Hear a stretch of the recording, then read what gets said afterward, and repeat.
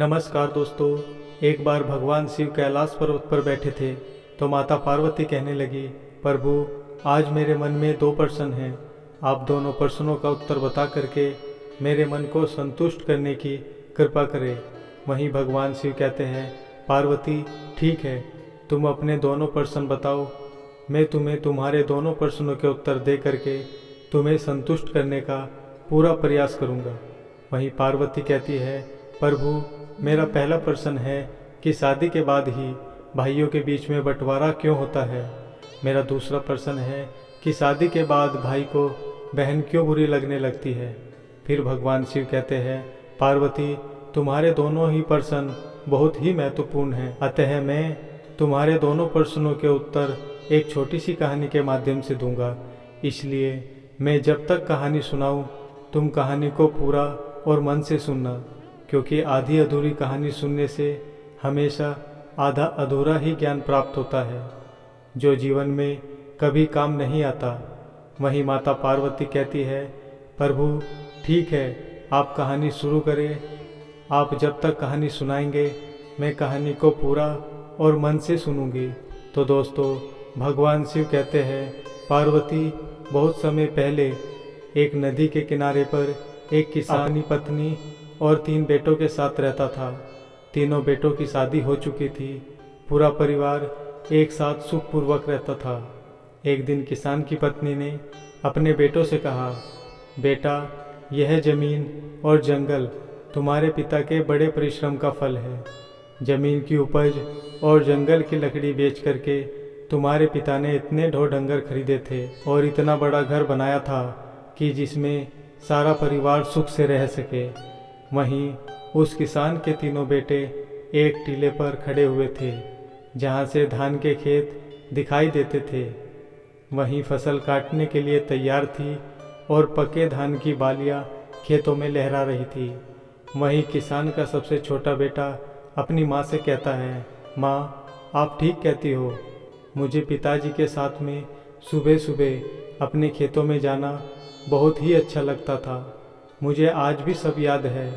भगवान शिव कहते हैं, पार्वती किसान का सबसे छोटा बेटा जो था उसका नाम विधु था।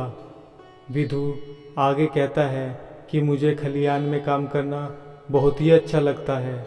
वहीं विधु जो था अपने पिता की तरह खेती बाड़ी किया करता था।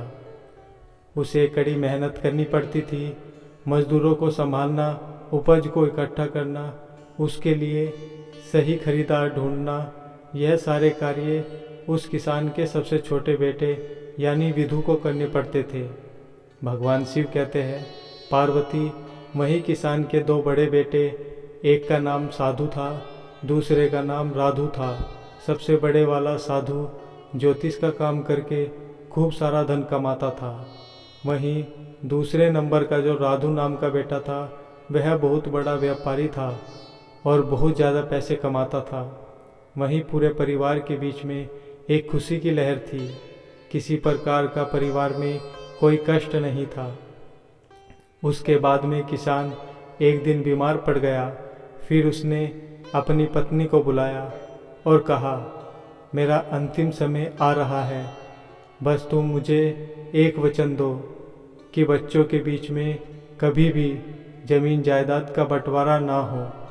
मैं यह चाहता हूँ कि हमारे तीनों बच्चे जीवन भर मिलजुल कर रहे, किसी के बीच में कोई भेदभाव उत्पन्न न हो, क्योंकि जिस घर की एकता भंग हो जाती है वह घर पूरी तरह बिखर जाता है। भगवान शिव कहते हैं, पार्वती वही किसान की पत्नी उस किसान को वचन देती है और वचन देते ही उस किसान की मृत्यु हो जाती है।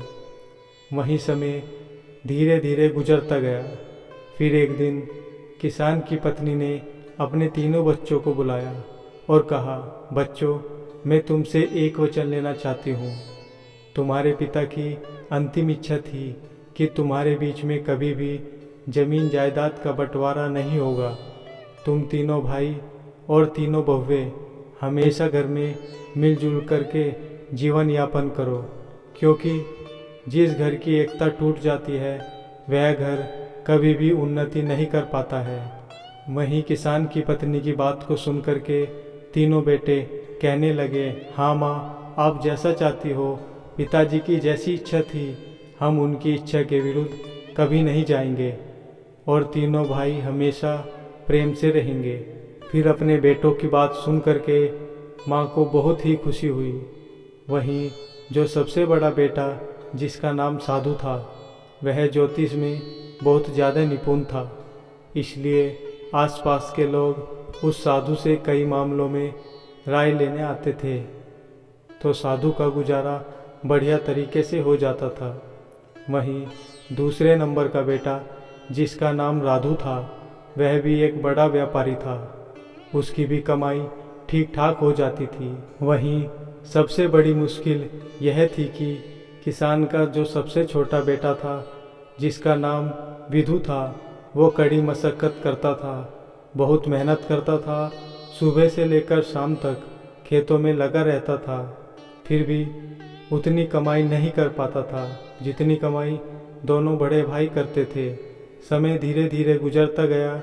वहीं किसान के दो बड़े बेटे, जो ठीक ठाक कमाई करते थे, वह अपने पिता को दिया हुआ वचन भूल जाते हैं और अपनी पत्नियों के साथ में ऐशो आराम का जीवन व्यतीत करने लगते हैं। वहीं जब किसान के दो बड़े बेटों की बहुएं ऐशो आराम का जीवन जीती है और जो सबसे छोटा बेटा विधु था, उसकी पत्नी घर पर ही कमाई करती रहती है, उसे घूमने के लिए नहीं मिलता, उसे शौक करने के लिए नहीं मिलती। वहीं जब वो अपने बड़े जेठ और अपनी जेठानी को देखती थी तो उसका हृदय दुखी होता था कि हम तो पिता के वचनों का पालन आज भी कर रहे हैं, लेकिन हमारे बड़े दोनों जेठ और दोनों जेठानी ऐशो आराम का जीवन जी रहे हैं। भगवान शिव कहते हैं, पार्वती, वही किसान का सबसे छोटा बेटा जो विधु था, एक दिन उसकी पत्नी जब बहुत ज़्यादा दुखी हो गई और जब शाम को विधु घर वापस आया तो उससे कहने लगी कि मेरे भाई के यहाँ से चिट्ठी आई है, उसने हमें अपने घर पर बुलाया है, हमारे और आपके लिए न्योता भेजा है। कुछ दिनों पहले ही हमारे भाई ने अपना घर बनाया था, उसमें गृह प्रवेश होना है। वो यह चाहता है कि हम दोनों कुछ दिन के लिए उनके पास रहे। वहीं अपनी पत्नी की बात को सुन करके किसान का छोटा लड़का कहने लगा, देखो, खेती में बहुत काम करना पड़ता है, मेरे पास में इतना समय नहीं है कि मैं तुम्हारे साथ में तुम्हारे मायके जा सकूं। यदि मैं तुम्हारे साथ तुम्हारे मायके चलूँगा तो खेती का काम खराब हो जाएगा। वहीं पत्नी तमतमाकर कहने लगी, ठीक है, हम जीवन भर इसी घर में पड़े रहेंगे, हमारे मन की कोई इच्छा नहीं है। पत्नी को गुस्सा में देख करके किसान का छोटा लड़का कहने लगा, ठीक है, मैं ऐसा करता हूँ कि तुम्हारे जाने का इंतज़ाम किए देता हूँ, पर मैं नहीं जा पाऊँगा। वहीं उसकी पत्नी कहने लगी, यदि हम जाएंगे तो दोनों साथ जाएंगे, वरना कोई नहीं जाएगा। वहीं पत्नी की बात को सुन करके फिर विधु कहने लगा, ठीक है, जैसी तुम्हारी मर्जी, जाना है तो जाओ, नहीं जाना है तो मत जाओ। भगवान शिव कहते हैं, पार्वती, वहीं किसान के सबसे छोटे बेटे की बहू अपने दोनों बड़े जेठ और जेठानियों का नज़ारा देख करके पहले से ही चिड़ी हुई थी कि मेहनत हम दिन रात करते हैं और ऐशो आराम का जीवन वह सभी बिताते हैं। और फिर ऐसा सोच करके वो विधु से कहने लगी, क्या हमने घर का सभी काम करने का ठेका ले लिया है? घर में और खेती का काम हम दोनों मिलकर करते हैं और आपके दोनों बड़े भाई आपकी भाभीयों के साथ में मौज मस्ती का जीवन जी रहे हैं। क्या आपने कभी सोचा है कि मेरा भी मन करता है हम भी शौक शान का जीवन जिए? जब उनको अपना अपना ही करना है, हम दोनों की कोई फिक्र ही नहीं है, वो तो दोनों बाहर रह कर के मौज मस्ती का जीवन जी रहे हैं और हम दोनों को घर का और खेती का सारा काम करना पड़ता है। वो तो अपनी पत्नियों के साथ में चारों ओर घूमने चले जाते हैं और मैं हमेशा इस घर में ही पड़ी रहती हूँ। आप बताओ, क्या यह अन्याय नहीं है? भगवान शिव कहते हैं, पार्वती, तो अपनी पत्नी की बात को सुन करके विधु की नींद खुल गई और फिर उसकी पत्नी आगे कहने लगी, अब तुम मेरी एक बात सुनो, जायदाद के बंटवारे की बात चलाइए। ताकि हम लोग अलग रह सके। यदि हम अलग रहेंगे तो हमको भी अपने घूमने के लिए कुछ समय मिलेगा। फिर इस प्रकार अपनी पत्नी की बात को सुन करके विदु को लगा कि उसकी पत्नी सही कह रही है। मेरा काम मेरे भाइयों के काम से ज़्यादा महत्वपूर्ण है। मेरी ही वजह से वह दोनों इतने ठाठ से और आराम से जीवन जीते हैं और मैं और मेरी पत्नी नौकरों की तरह इस घर में लगे रहते हैं। वहीं एक रोज़ जब सभी भाई घर में खाना खा रहे थे तो किसान के सबसे छोटे लड़के ने अपनी माँ और भाइयों से कहा कि उसे जायदाद में उसका हिस्सा चाहिए, अब वह शामिल नहीं रहेगा। वहीं अपने सबसे छोटे बेटे की बात को सुन करके माँ को बड़ा धक्का लगा और उसने कहा, तुम्हारे पिता चाहते थे कि तुम सब मिलजुल कर एक होकर रहो। वहीं सबसे छोटा बेटा कहने लगा, माँ अब शामिल नहीं रह सकता हूँ। फिर तो और दोनों भाइयों ने भी हामी भर दी और कहा, ठीक है, जायदाद का बंटवारा हो जाना चाहिए। वहीं जमीन जायदाद के सभी कागज जिनके आधार पर बंटवारा होना था तैयार किए जाते हैं। वहीं बंटवारा होने से पहले किसान की पत्नी अपने तीनों बेटों से कहती है कि बंटवारा बाद में होगा। हमारे घर की परंपरा है, कोई भी कार्य करने से पहले सबसे पहले भगवान जगन्नाथ के दर्शन अवश्य करने चाहिए।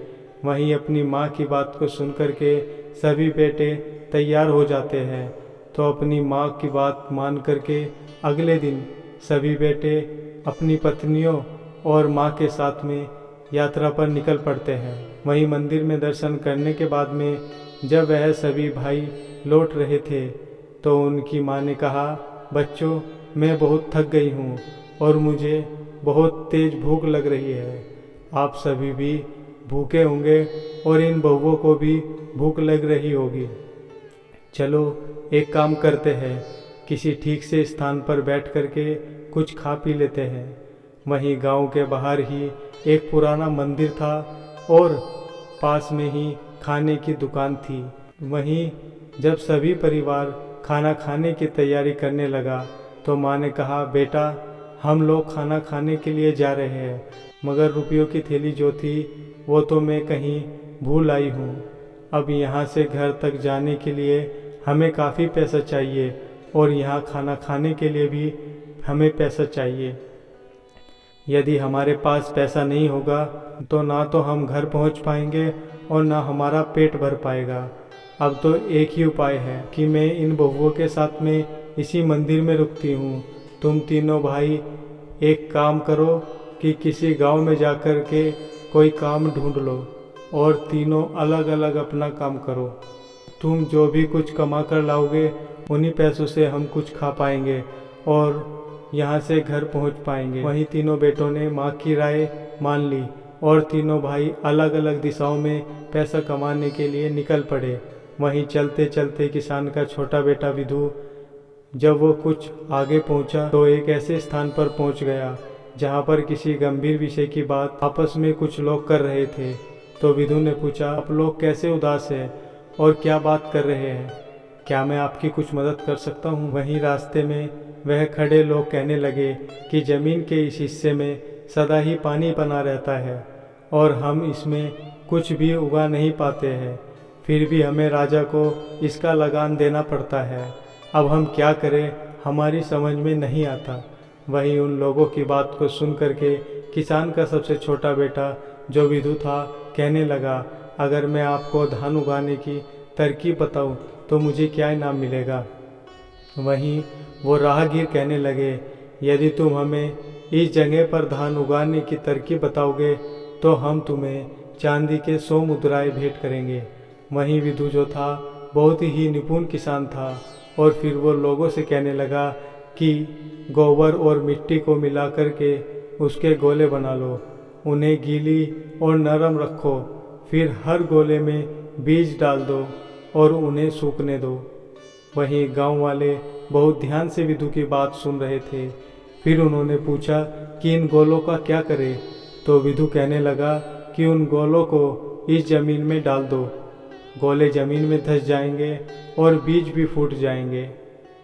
वहीं जब गांव वालों ने विदु के द्वारा बताए गए उपाय का पालन किया तो उस बंजर जमीन में बीज अंकुरित हो गए। वहीं गांव वालों ने किसान के छोटे लड़के को धन्यवाद किया और प्रसन्नतापूर्वक उसे 100 मुद्राएं भेंट की, जिन्हें लेकर विधु अपनी माँ के पास उसी मंदिर में लौट आया। इधर चलते चलते किसान का जो दूसरे नंबर का बेटा राधु था, वो भी घूमते घूमते एक ऐसे स्थान पर पहुंच गया जहां पर उसने पेड़ के नीचे बैठे हुए एक व्यक्ति को देखा जो काफ़ी दुखी लग रहा था। वहीं राधु ने पूछा, आपको किस बात की चिंता है?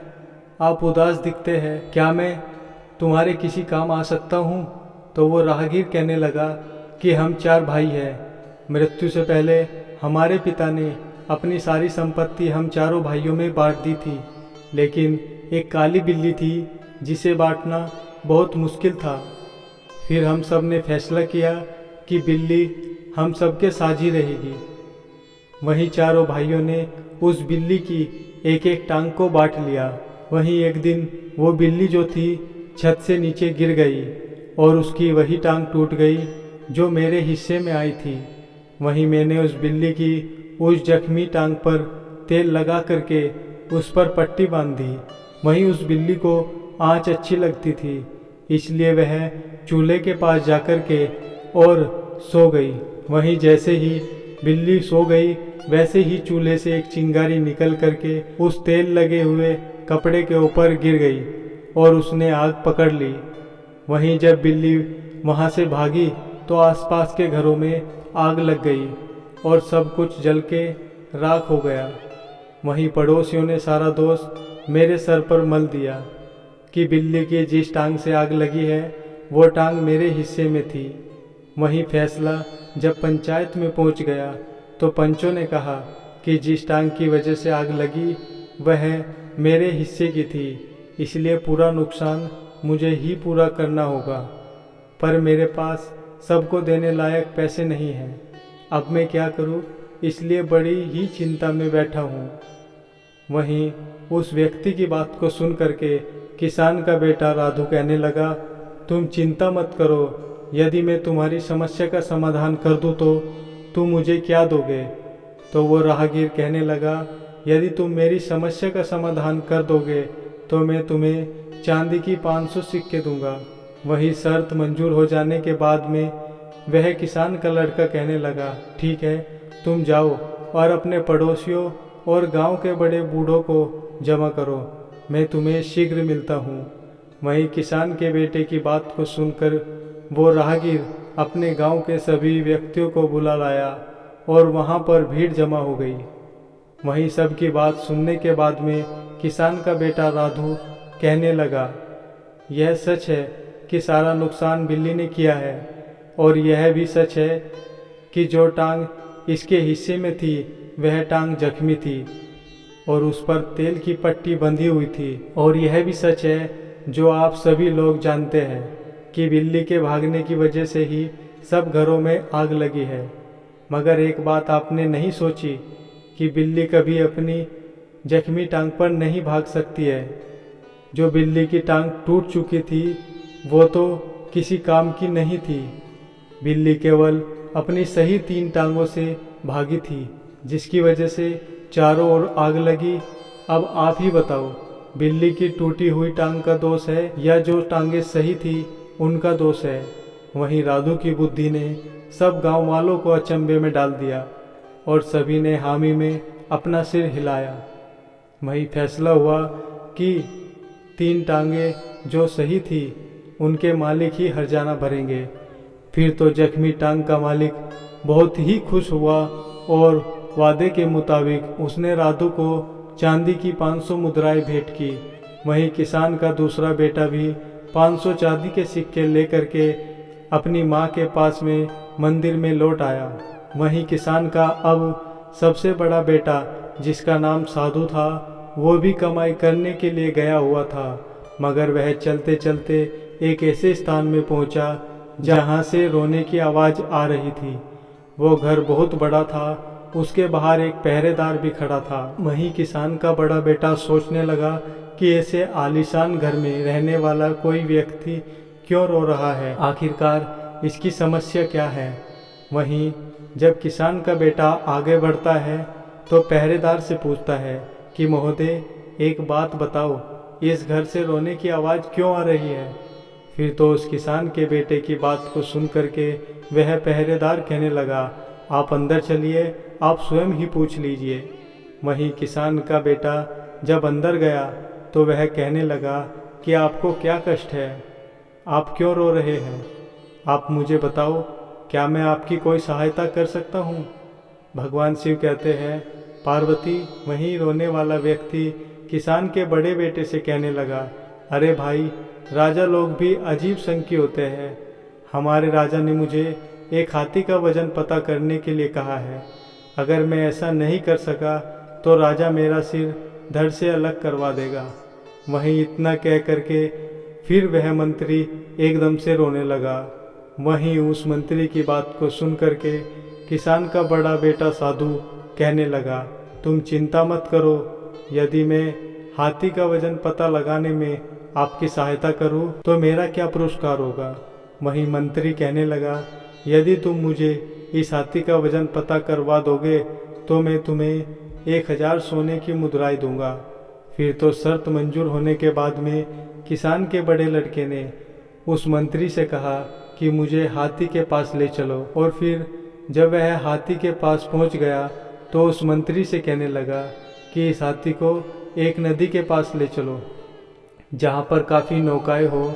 वहीं किसान के लड़के के कहने के मुताबिक जब वो मंत्री हाथी को नदी के किनारे ले गया तो किसान के लड़के ने नाव वाले से कहा कि इस हाथी को नाव में खड़ा करे। वहीं नाव वाले ने जैसे ही हाथी को नाव में खड़ा किया तो नाव जो थी पानी में धंसने लगी, और जब धंसना रुक गई तो किसान का लड़का कहने लगा, जहाँ पर नाव रुकी है वहाँ पर निशान लगाओ और फिर इस हाथी को इस नाव से उतार लो। वहीं किसान के लड़के की बात को सुन करके नाव जहाँ पर रुकी थी वहाँ पर निशान लगा दिया और उस हाथी को नौका से बाहर निकाल लिया। वहीं पुनः किसान का लड़का कहने लगा, अब इस नाव में इतने पत्थर भरो कि जब तक यह नौका उसी निशान तक न पहुँच जाए। फिर किसान के लड़के की बात को सुन करके सभी ने बड़े बड़े पत्थर उस नाव में भर दिए, और जब नाव उस निशान पर पहुंच गई जहां पर हाथी के वजन से पहले रुकी थी, तो फिर किसान के लड़के ने कहा, अब पत्थर डालना बंद करो और इस नाव में से पत्थर बाहर निकाल लो और इन पत्थरों को तोल लो। जितना वजन इन पत्थरों का होगा उतना ही वजन इस हाथी का होगा।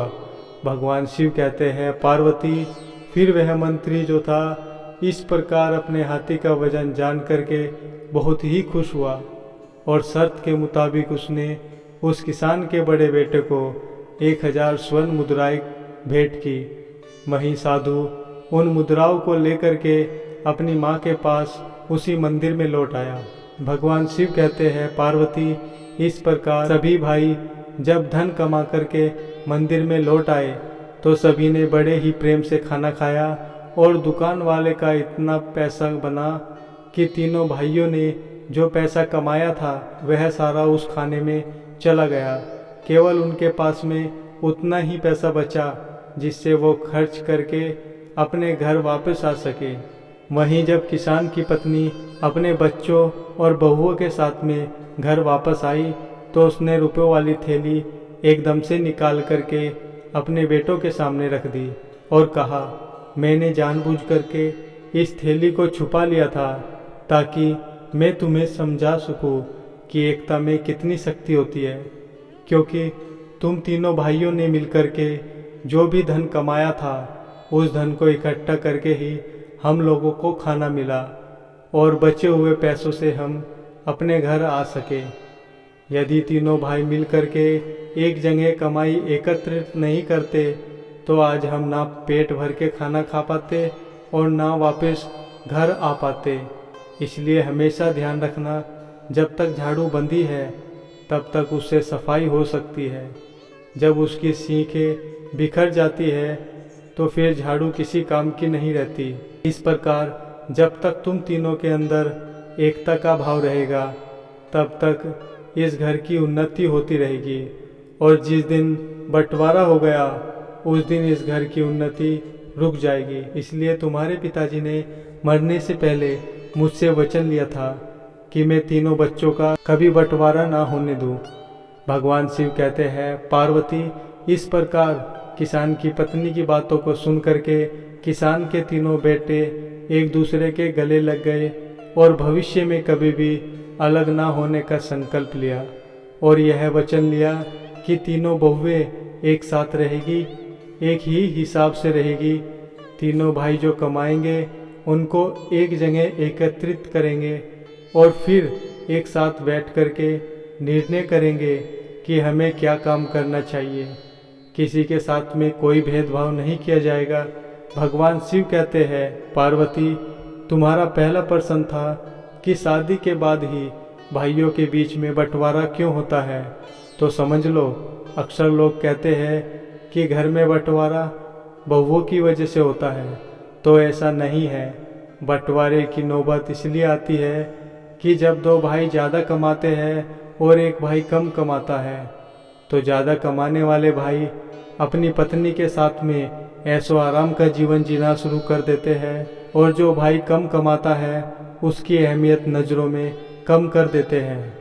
वहीं जब कम कमाने वाले भाई की पत्नी यह सब अपनी आंखों से देखती है कि हम दोनों दिन रात मेहनत करते हैं फिर भी हम शौक नहीं कर पाते हैं, जबकि घर की जिम्मेदारी हम निभाते हैं, सबका सम्मान भी हम करते हैं, फिर भी हमारे जेठ हमेशा राजसी ठाट बाट में हुक्म चलाते हैं और कभी घर के काम में हाथ नहीं बटाते। बस यही बात एक स्त्री को बुरी लगती है और फिर वो अपने पति से कहती है कि जब हमें मेहनत मजदूरी करके ही रहना है तो साझे में क्यों रहे। जो हमारे जेठ अपनी स्त्री के साथ में मौज से रहे और हम दिन रात मेहनत करते रहे, इससे अच्छा तो हम अलग होकर रहे। कम से कम जो कमाएंगे वह हमारा होगा और हम भी अपनी मर्जी से शौक कर सकेंगे। भगवान शिव कहते हैं, पार्वती बस यहीं से भाइयों के बीच में दरार पड़ना प्रारंभ हो जाती है और बंटवारा होकर ही रहता है। वहीं भाइयों के बंटवारे को रोकने में माँ बाप का बड़ा हाथ होता है।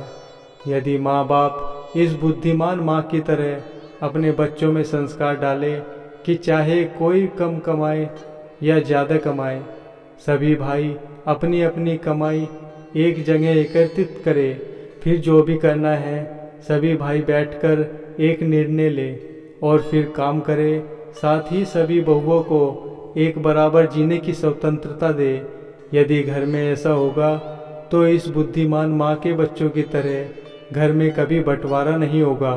साथ ही यह 5 बातें सभी भाई और उनकी पत्नियों को हमेशा गुप्त रखनी चाहिए, जिससे परिवार की एकता हमेशा बनी रहे।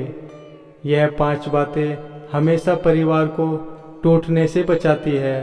पहली बात, यदि किसी भाई को कभी भी धन की हानि हो या उसका धन बर्बाद हो जाए तो यह बात वो किसी अन्य को न बताए।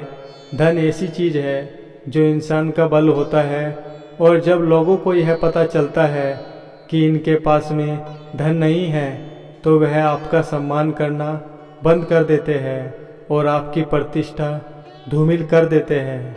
धन हानि पर लोग कभी मदद नहीं करते बल्कि आपका उपहास उड़ाते हैं। इसलिए धन का आना या धन का जाना दोनों ही बातें हमेशा सभी भाइयों को खुद तक रखनी चाहिए, अपने परिवार तक रखनी चाहिए।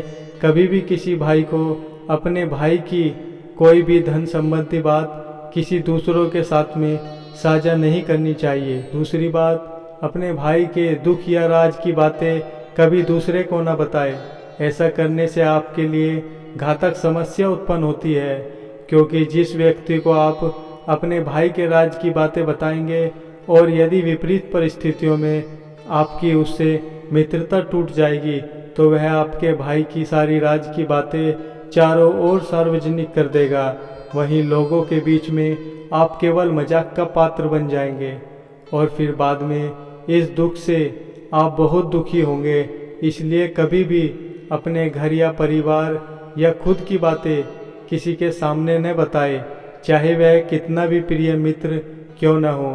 तीसरी बात, किसी भी पुरुष को हमेशा अपने जीवन और घर की बातों को हमेशा अपने तक ही रखना चाहिए। खासकर पत्नी या उसके चरित्र के बारे में कभी किसी से बात नहीं करनी चाहिए। जो पुरुष स्त्री का सम्मान नहीं करता, उस पुरुष का समाज में कभी सम्मान नहीं होता। ऐसे पुरुष की प्रतिष्ठा हमेशा दांव पर रहती है। इसलिए अपने परिवार में सभी स्त्रियों का सम्मान करें और अपने परिवार की बातें कभी किसी को न बताएं। चौथी बात, यदि कभी भी आपके भाई का कहीं अपमान हो जाए तो यह बात कभी किसी के साथ में साझा न करें, क्योंकि हर समय समान बने रहना ही व्यक्ति को आगे बढ़ाता है। यदि जीवन में आपका या आपके भाई का कहीं अपमान हुआ हो तो कभी भी दूसरे के समक्ष नहीं जग जाहिर करना चाहिए, क्योंकि ऐसा करके आप अपना सम्मान स्वयं ही गिराने का कारण बनते हैं। इससे भाइयों के बीच में फूट पैदा होती है। पांचवी बात, यदि आप या आपका भाई किसी के द्वारा ठगे गए हो या किसी ने धोखा दिया हो तो यह बात सभी भाइयों को अपने तक ही सीमित रखनी चाहिए। अपनी ही ठगी का जिक्र करने का मतलब है कि आप अपना मखौल खुद ही उड़वा रहे हैं। यदि आप ऐसा करेंगे तो लोग आपको मूर्ख समझेंगे। इसलिए कभी भी किसी भाई को ऐसा नहीं करना चाहिए। यदि आपके भाई को किसी ने कभी धोखा दे दिया है तो कभी भी परिवार की बातें दूसरों के सामने जाहिर न करें। इससे भाइयों के बीच में फूट पैदा होती है। भगवान शिव कहते हैं, पार्वती वही तुम्हारा दूसरा प्रश्न था कि शादी के बाद भाई को बहन क्यों बुरे लगने लगती है। तो समझ लो, भाई बहन का रिश्ता दुनिया का सबसे अनोखा रिश्ता है। इस रिश्ते में तकरार है तो भरपूर प्यार भी है। जहाँ बहन हमेशा भाई का साथ देती है तो वहीं भाई भी हमेशा बहन की रक्षा करता है। दोनों को एक दूसरे की बहुत परवाह होती है। शादी से पहले तक तो भाई बहन के बीच में सब कुछ बहुत अच्छा रहता है, लेकिन शादी के बाद इस रिश्ते में खटास आ जाती है। कई बार यह मनमुटाव इतना बढ़ जाता है कि भाई या बहन जीवन भर एक दूसरे की शक्ल देखना भी पसंद नहीं करते। तो इसलिए समझ लो, 5 कारणों से हमेशा भाई बहन के रिश्ते हमेशा के लिए खराब हो जाते हैं। नंबर 1, भाभी की नाराज़गी। भाई की शादी के बाद आपको अपनी माँ और भाई के अलावा अपनी भाभी को भी उतना प्यार और सम्मान देना चाहिए। अपनी भाभी को कुछ भी गलत कहने से बचे, इससे भाभी नाराज़ हो सकती है और उनकी यह नाराज़गी भाई तक पहुंच जाएगी। भाई भले ही कुछ न कह पाए, लेकिन वह आपसे थोड़ी दूरी अवश्य बना लेगा। नंबर 2, बहन को नज़रअंदाज करना। जिस तरह भाभी के प्रति आपका अच्छा व्यवहार भाई का दिल जीत लेता है, उसी तरह अगर बहन शादीशुदा है तो भाई उसे नज़रअंदाज नहीं करना चाहिए। इससे रिश्ते में दूरी आना संभव है। भाई का फर्ज है कि शादी के बाद भी बहन को उतना ही प्यार दे जितना पहले देता था। अगर बहन की शादी नहीं हुई है तो भी उसकी बातों को समझे और उसके प्रति अपनी जिम्मेदारी निभाए। नंबर 3, शादीशुदा ज़िंदगी में दखल देना। जो बहन अपने भाई की शादीशुदा ज़िंदगी में ज़रूरत से ज़्यादा दखल देती है, उन भाई बहन के बीच भी कभी नहीं बनती। भले ही भाई या बहन शादीशुदा हो या नहीं, कभी बहन को भाई की निजी ज़िंदगी में दखल नहीं देना चाहिए। यदि बहन के द्वारा ऐसा किया जाता है तो समझ लो, रिश्ते निश्चित खराब हो जाते हैं। नंबर 4, रिश्तों में औपचारिकता। कई बार बचपन से लेकर शादी तक बहन भाई एक दूसरे से बेहद औपचारिक रहते हैं, लड़ते झगड़ते हैं, बात बात पर एक दूसरे का मजाक बनाते हैं, साथ ही रूठते हैं, मनाते भी हैं। लेकिन कुछ भाई बहन शादी के बाद इस रिश्ते को केवल औपचारिक रूप से निभाते हैं। इससे भाई बहन का रिश्ता खराब हो जाता है।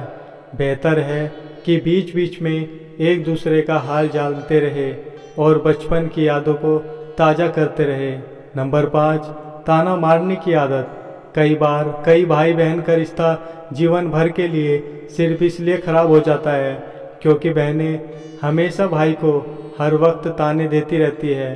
दरअसल शादी के बाद भाई के व्यवहार में थोड़ा बदलाव आ जाता है, क्योंकि भाई का भी अपना परिवार है, उसे उस माहौल में रहना ही पड़ता है। इसलिए हर बार ताना देने की अब भाई पहले जैसा नहीं रहा, बदल गया है। यदि बहन भाई के बारे में हमेशा ऐसा ताना मारेगी तो निश्चित ही रिश्ते में दूरी बढ़ने लगेगी और रिश्ते खराब हो जाएंगे।